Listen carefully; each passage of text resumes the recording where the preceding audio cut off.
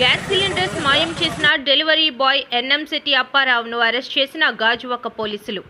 Gajuwaka police స్టేషన్లో విలేకరుల సమావేశం.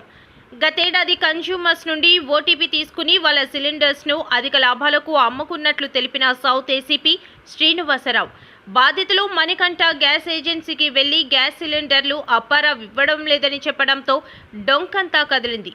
33 మంది కన్స్యూమర్స్ ఫిర్యాదు చేయడంతో గ్యాస్ ఏజెన్సీ యజమాని పోలీసులకు ఫిర్యాదు.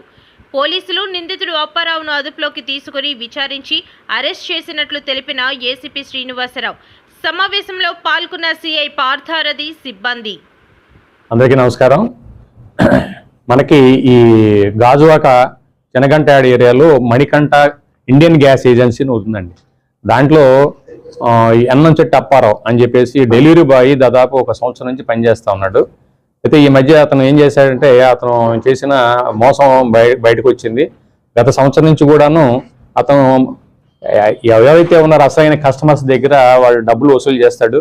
900 రూపాయల లెక్కన మామూలు గ్యాస్ ధర. అయితే అసలు వాళ్ళకి ఇవ్వకుండా అది వేరే వాళ్ళకి అక్రమంగా వాళ్ళకి ఎక్కువ ధరకు అమ్ముతున్నట్టుగా తెలిసింది. ఏం చేస్తాడంటే ఇతను ఎంఓ ఏంటంటే, ఈ కస్టమర్ దగ్గర నుంచి ఓటీపీ తీసుకుంటాడు.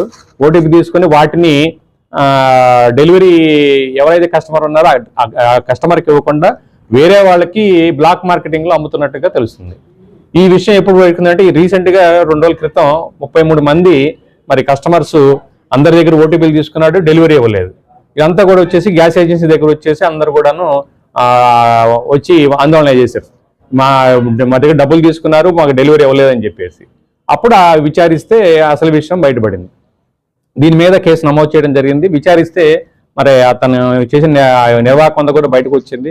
దాదాపు 33 మంది గృహావసరాల కోసం డొమెస్టిక్ సిలిండర్లు దగ్గర ఈ విధంగా డబ్బులు వసూలు చేసినట్టు, అదేవిధంగా వాళ్ళ రియల్ కస్టమర్స్కి ఇవ్వకుండా వేరే వాళ్ళకి బ్లాక్ మార్కెట్లో అమ్మినట్టుగా 1000 రూపాయల లాభానికి అమ్మినట్టుగా తెలిసింది.